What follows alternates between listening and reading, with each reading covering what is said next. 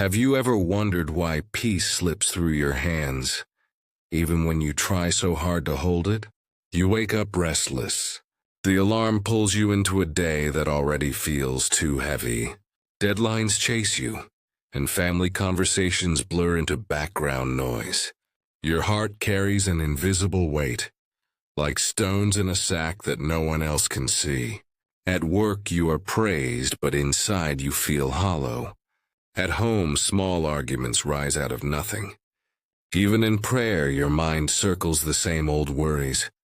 You ask yourself, why am I so tired when I am doing everything right?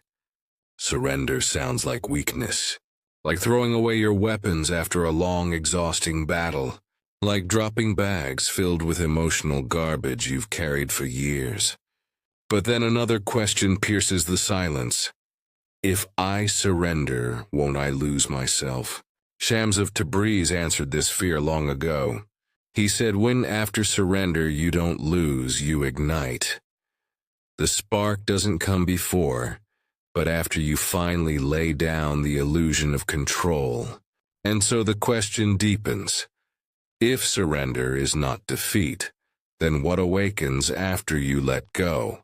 Why do you cling so tightly to control when life keeps slipping away from your grasp? Shams warned that humans build their days as if they were mazes they could master. You plan, you calculate, you chase outcomes, believing the right move will guarantee safety. But control is an illusion. It's like gripping water. The tighter your hand closes, the faster it escapes. A wealthy man once arranged every corner of his business, controlling schedules, markets, and people. Yet when sickness came, all his planning shattered. His panic revealed the truth. Control was only a shadow. This is the labyrinth of control. Each hallway looks promising, but every turn leads you back into fear. You believe freedom lies in holding tighter, but the maze itself is built of illusions. Shams whispers across the centuries, stop chasing the maze.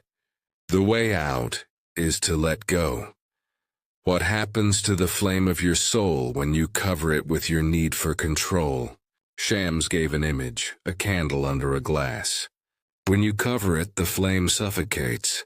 When you lift the cover, it breathes and glows brighter.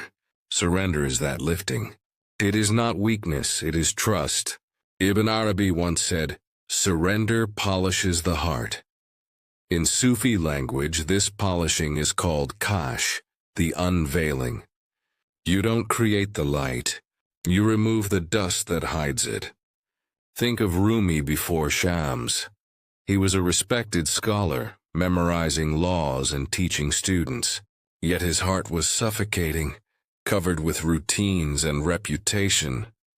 When Shams appeared, Rumi surrendered his old image. In that surrender, his flame roared into poetry, into love, into timeless light.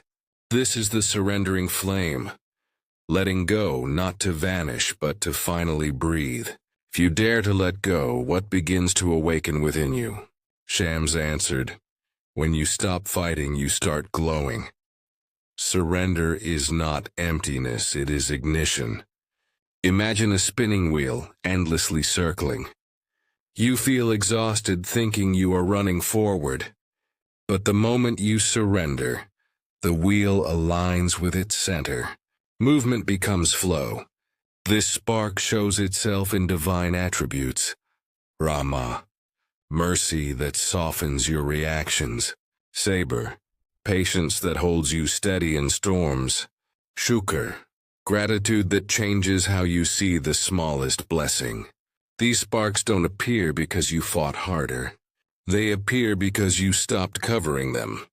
In the chaos of Mongol invasions when fear gripped Konya, Shams told Rumi, drop your books, drop your fears. Burn and then you will shine.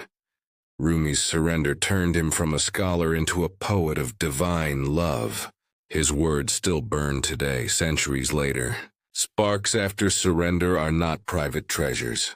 They are lights that ripple outward. Does surrender mean doing nothing, abandoning discipline altogether? No. In Sufism, the path is called Sir-i Suluk, the traveler's journey. Effort matters, but effort is the soil. Surrender is the rain. Without soil, nothing grows. Without rain, the seed cannot sprout. Your daily prayers, your moments of patience, your attempts to forgive, these prepare the ground.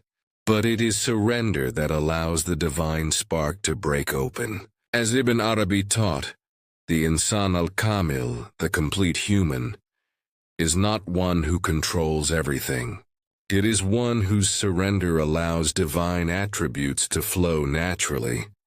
How does surrender speak to the chaos you face now? At work, your idea is rejected. Instinct says, control, argue, prove yourself. But surrender says, release the need to be seen, and patience sparks a new idea tomorrow. In relationships, betrayal cuts you. Instinct says, seek revenge. But surrender says, release the poison, and compassion begins to spark. On social media, endless comparisons suffocate you. Instinct says, compete harder. But surrender says, release the race, and gratitude ignites. A man once lost his job and thought his life ended. Yet in surrender he found time to sit in silence, to pray, to notice blessings he had ignored. Soon new doors opened. What looked like loss became a mirror, showing him God's nearness. Your hardships are not punishments. They are mirrors. And surrender is what lets you finally see. How can you live surrender? Not just think about it. Shams offers a rhythm for daily life. Morning, cash, unveiling. Begin the day in silence. Instead of asking, what can I control? Ask, what can I release? Day, encounters as mirrors. Every person reflects you. The impatient colleague shows your own sharpness. The kind stranger reveals God's mercy. Vunin insan al-kamil through gratitude. Ask not, what did I achieve?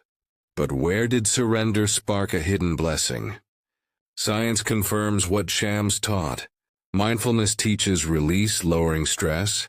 Neuroplasticity shows that gratitude rewires your brain to see abundance instead of lack. Emotional contagion proves that once surrendered, calm presence can shift an entire family or workplace. Surrender is not an idea. It is a rhythm. What happens to the world when you truly surrender? Picture Shams sitting with you under the night sky. He says, when you stop clenching your fist, you discover you were holding light all along. After surrender, life is no longer only yours, becomes part of the whole. Your spark joins a greater fire, raising collective energy. One surrendered heart calms a household. A calm household inspires a neighborhood. A neighborhood can become a lantern in an age of fear. But beware, surrender is not a badge. The moment you say, I surrendered more than others, ego clouds the mirror again. True surrender is silent, humble, pure. Modern science echoes this wisdom. Psychology shows resilience grows when pain is reframed as transformation. Neuroscience reveals that presence and gratitude literally reshape the nervous system, cultivating compassion and calm. And so Shams leaves you with a final whisper. After surrender, the spark is not yours. It is his light burning through you. Your call is simple. Begin today. Drop what you claim.